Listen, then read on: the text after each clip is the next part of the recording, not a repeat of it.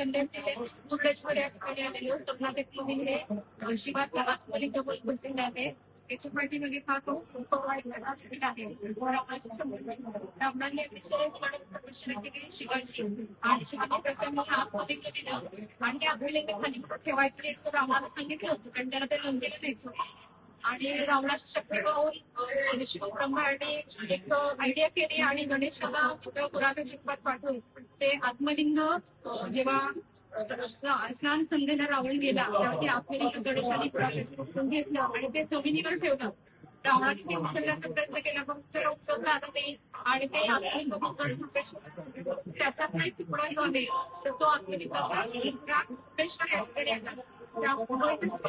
शिवाचं मंदिर आहे आणि अतिशय पौराणिक त्याचं महत्व आहे. 100 वर्षाचा इतिहास त्याला आहे आणि या ठिकाणी जे उपक्रम आहे 20 मजली उपक्रम आहे. तिथे शिवाची मूर्ती जी आहे 123 फूट शिवाची मूर्ती आहे. जगातली दुसऱ्या नंबरची सर्वोत्कृष्ट आणि उंच मूर्ती मानली जाते.